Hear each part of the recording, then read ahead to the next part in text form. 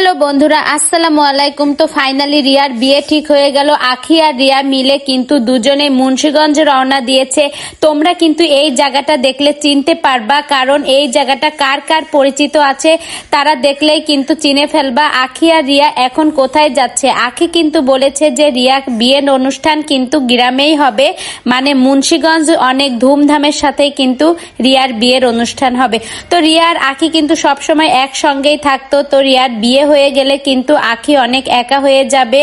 আর বিশেষ করে আয়াসের তো অনেকই খারাপ লাগবে, যেহেতু খালামণি তার সঙ্গে তো সবসময় আয়াস থাকতো। তো আয়াস কিন্তু অনেক বেশি ওর খালামণিকে মিস করবে, খালামণি অন্যের ঘরে চলে গেলে। আর আখি দেখো সবসময় কিন্তু রিয়ার উপর ডিপেন্ডেবল। আর রিয়া যেহেতু যদি অন্যের বাসায় চলে যায়, সেহেতু আখি সেই সময় বুঝতে পারবে। আখি কিন্তু এখনো ওইভাবে বুঝতেছে না, কিন্তু রিয়া যখন থাকবে না কোনো কিছুতে, রিয়াকে যখন আর পাশে পাবে না, তখন কিন্তু আখি ঠিকই বুঝতে পারবে। তারপরে এখন আর কি করার, যেটা হবে সেটাকে তো হতে দিতেই হবে। তো বন্ধুরা দেখো, রিয়া কিন্তু অনেক হাসি খুশি। আর দেখো কত সুন্দর একটা লাগেজ কিনে অনেক কাপড় চোপড় নিয়ে টিয়ে কিন্তু যাচ্ছে ওরা মুন্সিগঞ্জ।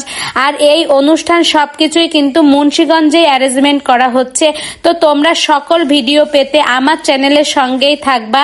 আর তোমাদের যদি কোনো মতামত থেকে থাকে প্লিজ কমেন্ট করে জানাতে কিন্তু ভুলবা না। তো রিয়ার বিয়ের ধামাকা কিন্তু আসতে চলেছে। গতকাল কিন্তু মেহেদির পর্বটা শেষ হলো, তো এবার কি গায়ে হলুদের পর্ব আসতে চলেছে, তোমরা শুধু দেখতেই থাকো। তো বন্ধুরা, ভিডিওটি কেমন লাগলো? ভালো লেগে থাকলে একটা লাইক তো দিবেই। আর তোমাদের যার যে ধরনের মতামত থাকুক না কেন, সবই কিন্তু কমেন্টে জানাবে। ধন্যবাদ।